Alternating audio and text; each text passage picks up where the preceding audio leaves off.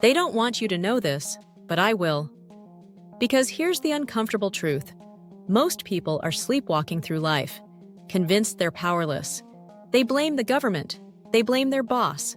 They blame their childhood, their partner, or the economy. But what if I told you that they've been conditioned to believe this? What if the real problem isn't the system itself, but the belief that the system controls everything? That belief is the real trap. And escaping it begins with one radical mindset shift that flips everything upside down. It's called internal locus of control. Now listen closely. This isn't just some psychology buzzword. This is the difference between being a slave to circumstance and becoming the architect of your life. Most people think life is happening to them. The weather, the traffic, the politicians, the market. But the truth is, life is happening because of them. Because of their choices. Because of what they tolerate. Because they surrendered their power without even realizing it. Life is hard. It throws curveballs, punches you in the gut, and wrecks your plans. But here's the thing. While most people freeze, complain, or collapse, a rare few do something different. They pause, breathe, and ask the question that changes everything. Not, why me, but what can I do next? See the difference? One is weakness, the other is power. That is what internal locus of control looks like. It's the deep, unshakable belief that no matter how bad it gets, your actions still matter. Your choices still count. Your efforts still build something. Let me give you a real-world example. Picture two people passed over for the same promotion. The first one reacts like most do.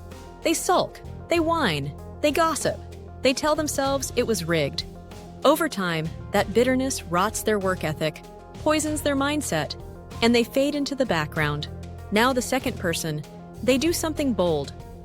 They ask for feedback, they take courses, they sharpen their skills. They show up early, ask better questions, and build stronger connections. 1 year later, they're running the place. Not because the world suddenly became fair, but because they decided to take control.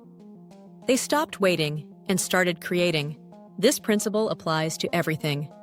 Your health, your relationships, your bank account.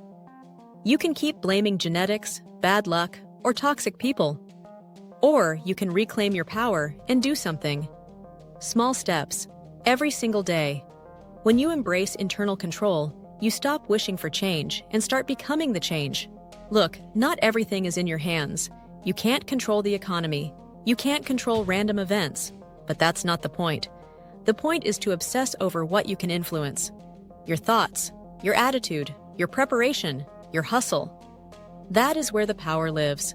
That is how you tip the balance. So here's my question to you.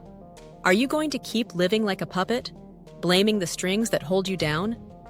Or are you ready to cut them and take back control? Because no one is coming to save you. But the truth is, no one needs to.